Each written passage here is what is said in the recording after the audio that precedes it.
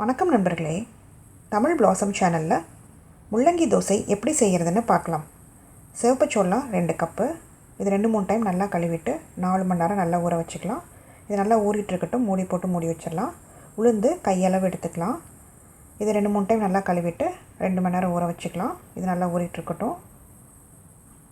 உளுந்தும் சிவப்பு சோளமும் நல்லா ஊறிடுச்சு. சோம்பு 1 டீஸ்பூன், மிளகு 1 டீஸ்பூன், முள்ளங்கி இந்த சைஸ் எடுத்துக்கலாம். 4 வரமிளகா, 10 பூண்டுப்பல், 1 டீஸ்பூன் ஜீரகம், உப்பு தேவையான அளவு. முள்ளங்கி தோலை சீவிட்டு இந்த மாதிரி கட் பண்ணி எடுத்து வச்சுருக்கேன். மிக்ஸி ஜாரில் வரமிளகா, மிளகு,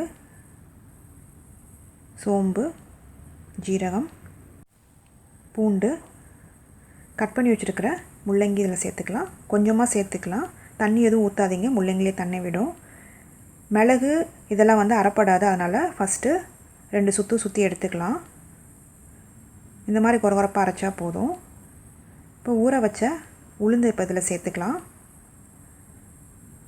சேர்த்துட்டு இருக்கிற முள்ளங்கியும் இதிலையே சேர்த்துக்கலாம். தண்ணி எதுவும் சேர்க்காதீங்க அரைக்கிறப்போ. நல்லா நைஸாக அரைச்சி எடுத்துக்கலாம். பாருங்கள், நைஸாக அரைச்சாச்சு. இப்போ பவுலில் ஊற்றிடலாம்.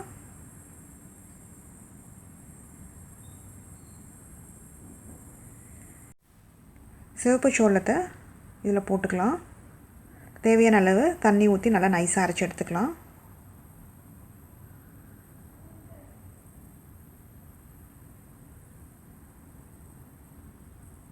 நல்லா நைஸாக அரைச்சாச்சு பாருங்கள். இதையும் பவுலில் ஊற்றிடலாம். இதை புளிக்க வைக்கணும்னு அவசியம் கிடையாது. உடனே நம்ம தோசை ஊற்றிடலாம். இது நல்லா கலந்து விட்டுக்கலாம். இதுக்கு தேவையான அளவு உப்பு சேர்த்துக்கலாம். நல்லா கலந்து விட்டுக்கலாம். ரொம்ப கெட்டியாக இருந்தால் தண்ணி சேர்த்துக்கோங்க. மிளகு, ஜீரகம், சோம்பு சேர்த்தனால சட்னி, சாம்பார் எதுவும் தேவையில்லை. அப்படியே கூட தோசை சாப்பிட்லாம், ரொம்ப நல்லாயிருக்கும். கொத்தமல்லி இலையை தூவிக்கலாம்.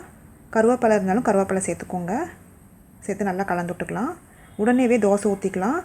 நீங்கள் புளிக்க வைக்கணும்னு அவசியம் கிடையாது. இந்த மாவை இந்த பதத்துக்கு இருக்கணும். மாவு உடனே தோசை ஊற்றிடலாம். தோசைகள் காஞ்சிருச்சு.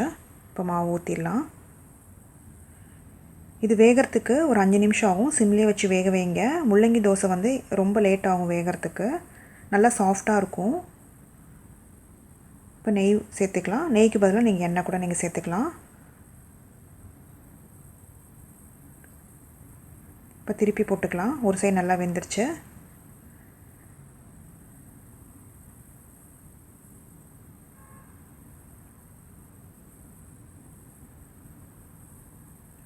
திருப்பி போட்டாச்சு பாருங்கள்.